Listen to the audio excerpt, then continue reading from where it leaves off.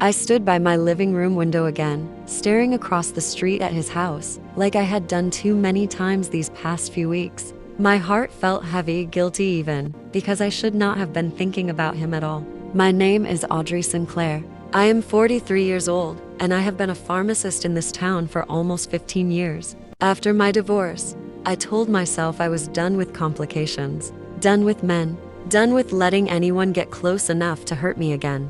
But lately, something has been shifting inside me. Whenever I see Marcus Reed, I should not feel this way about my neighbor. He is just the divorced mechanic across the street. We have waved at each other for years, exchanged polite hellos, but that was it. I kept my distance. I had to, because the moment he looks at me a second too long, my breath catches in a way I have not felt in years. It is dangerous. This quiet curiosity, this warmth that creeps in when I remember the low sound of his voice or the way his shoulders fill out his worn flannel shirts. I feel so guilty even admitting this, but I keep wondering what it would be like if someone actually saw me. Not just the helpful pharmacist who smiles at everyone. The real me, the lonely me. That crisp autumn afternoon, the golden leaves were drifting across my yard when I heard the knock. 3 firm raps on my front door. I opened it, and there he was, Marcus, standing on my porch, rubbing the back of his neck with a tired expression. "Audrey, sorry to bother you," he said, his voice rough. "My back is killing me again. Been working under cars all week. You got anything stronger than what I have been taking?" I should have just handed him some muscle relaxants and closed the door. Instead, I heard myself say something I never planned to say. "Why do not you come inside for a minute, Marcus? I can give you something better than pills if you trust me." He looked surprised, those tired brown eyes meeting mine for a second longer than usual. "You sure?" I do not want to impose. I stepped aside and let him in. The door clicked shut behind him, and suddenly the house felt smaller, warmer. He smelled faintly of motor oil and fresh autumn air. I led him to the living room, my pulse already beating a little too fast. We sat on the couch while I went through my bag of samples. As I explained the best muscle relaxing options, he kept rubbing his lower back, wincing. The conversation drifted so easily. He told me how long hours under cars were destroying his back, how he hated taking pills because they made him feel foggy. I listened more than I spoke, watching the way his shoulders tensed when he moved. Then, without thinking it through, I said softly, "You know, I learned some basic massage techniques years ago for people with chronic pain. If you are comfortable, I could try to loosen it up a little, just for a few minutes." The silence that followed felt heavy. He looked at me, really looked at me, and something shifted in the air between us. "You do that?" His voice was low, almost disbelieving. I nodded, my cheeks warming. "Only if you want. No pressure." He hesitated, then gave a small nod. "All right, thank you, Audrey. Honestly, I do not know the last time someone offered to help like this." He stood up and pulled his flannel shirt over his head, revealing a simple white undershirt that clung to his broad shoulders. I tried not to stare, but my eyes caught the strong lines of his back, the way years of physical work had shaped him. My breath caught. Heat rose slowly up my neck. I told him to sit on the ottoman, facing away from me. When my hands first touched his shoulders through the thin fabric, I felt him tense, then slowly relax under my fingers. His muscles were tight, knotted. I worked gently at first, pressing carefully, feeling the warmth of his skin through the cotton. Neither of us spoke for a while. The only sounds were the soft rustle of leaves outside and our breathing. My mind kept whispering that this was crossing a line. He was my neighbor, divorced, just like me. I should not be noticing how good it felt to touch him. I should not be wondering what he was thinking, but I kept going. My fingers moved lower, working the stiff area around his lower back.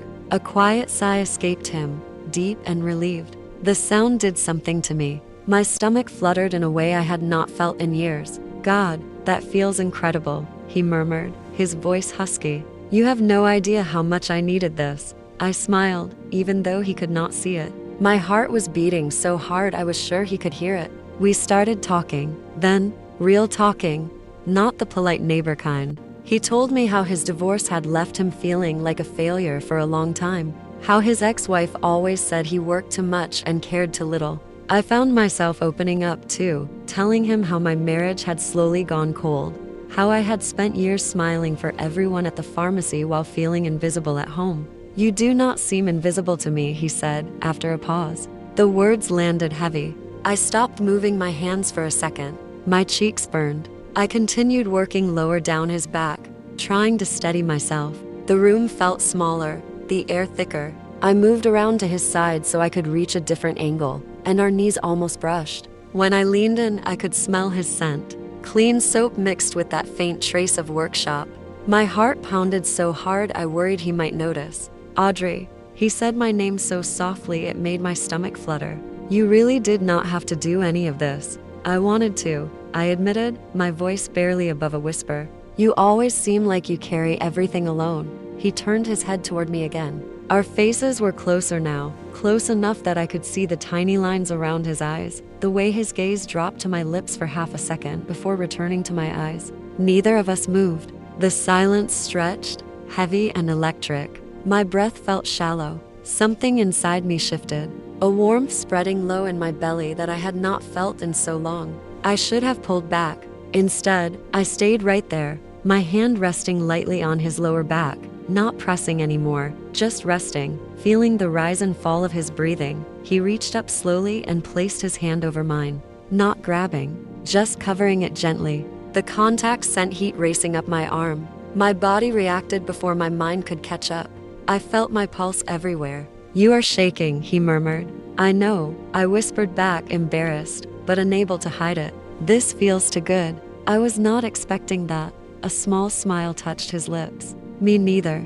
For a moment, we stayed like that, my hand under his, the golden autumn light fading around us. It was just an almost touch, but it felt like so much more. My mind raced with 1,000 warnings, but my body leaned in anyway. Then the phone on the table buzzed loudly, breaking the spell. We both pulled back at the same time. I stood up quickly, smoothing my sweater, trying to catch my breath. Marcus rolled his shoulders and let out a long, satisfied sigh. "Audrey, that was incredible. I feel like a new man." I smiled, but inside I was trembling. The line between helpful neighbor and something far more dangerous had just blurred badly. And the scariest part, I did not want to step back across it. I barely remember walking back across the street to my own house. My legs felt unsteady, like the ground had shifted beneath me. The cool autumn air brushed against my flushed cheeks, but it did nothing to calm the heat still burning under my skin. The moment I closed my door behind me, I leaned against it, eyes closed, breathing slowly. My hands were still warm from touching him. I could still feel the solid strength of his back, the way his muscles had relaxed under my fingers, the low sound he made when I found that tight spot. And those words, "You do not seem invisible to me," they kept echoing in my head.